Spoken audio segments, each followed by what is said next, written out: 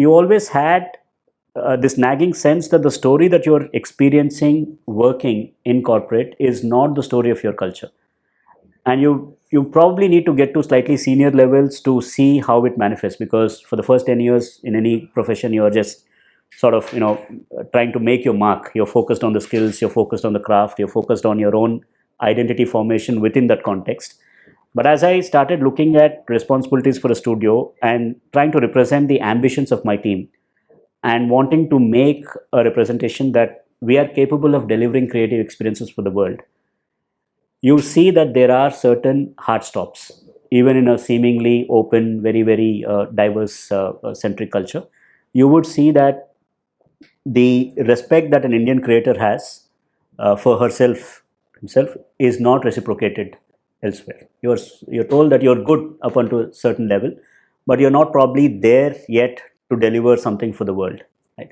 And then you start unpacking what informs these attitudes. Why is this? Because clearly you think we are good enough to do some work for you, and of course, like all other teams, we would also grow. But what is the story behind this? That is when you come into contact with the real sort of underlying attitude that governs interactions between cultures and societies, right? And you start questioning why it is so. Then you start questioning the narratives that are given to you.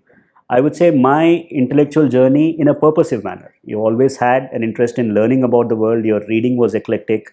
You were curious about the world. You go out and meet people. You build relationships. That was there before, but it was never purposive. It was not directed towards something very specific. So at that time, I started asking myself, what is the story of Bharat? What is Bharat's real story? There is the post-liberalization,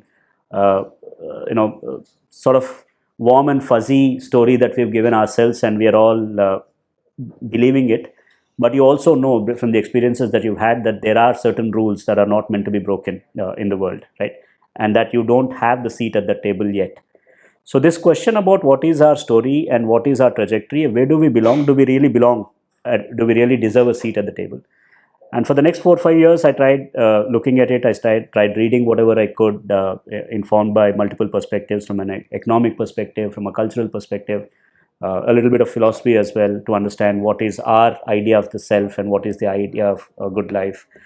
By 2015-16, these questions became too urgent, right? And you realize that if you're authentic and if the questions are big enough, you have to do something about it. So I knew that by the time that I wanted to move out of what I was doing, I needed to create a little bit of a financial runway so that I support whatever lifestyle that my family already had.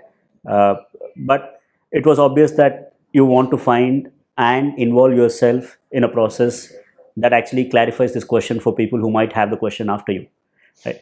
So there, like most people, I started looking at political systems and political architecture of Bharat to understand where the problems are. Because the story that you're told when you're on this path is that if we can fix our democracy, if we can fix certain institutions, maybe annihilate some things, or reform certain things, then we are all great, right? The problem is just one. The potential is already there. All you need to do is fix one thing.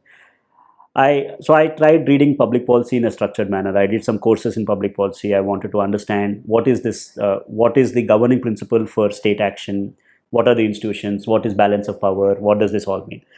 I tried understanding that, but then in a year or two, I realized that public policy itself is downstream of an institutional culture.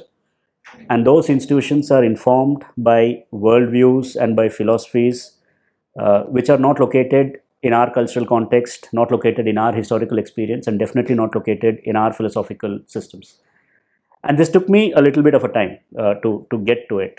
So there was this moment that, okay, this is, even if you try and work on a simple issue, whatever that could be, education, it could be sanitation, whatever it is, it will still not actually get you the answer that you're seeking. You need to go further. I would say my first brush with Indian knowledge systems around 2018 was out of this sense of disillusion, that what is that anchor? What has an explanatory power for me to understand the world? And then I spent some time trying to look at our own philosophical systems, talk to gurus. I was fortunate enough to get into contact with some people who've done work. I would say my intellectual anchor and my philosophical succor comes from being very, very comfortable located in Indian knowledge systems.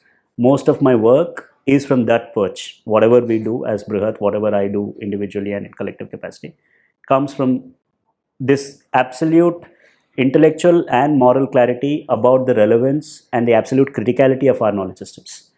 In my mind, at least, there is no other system capable of solving the challenges that we have as an interconnected world today as Indian knowledge systems, because the work, the crisis might seem disparate.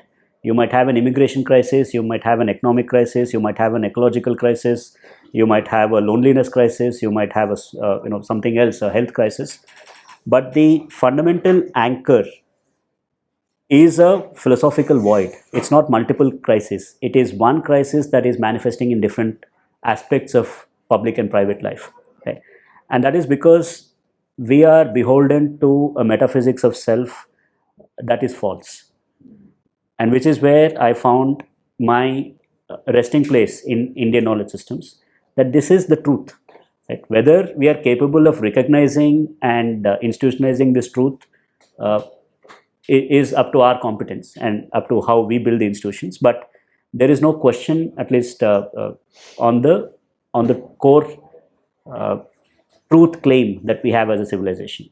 The fact that we have a civilization itself is a function of realizing the truth.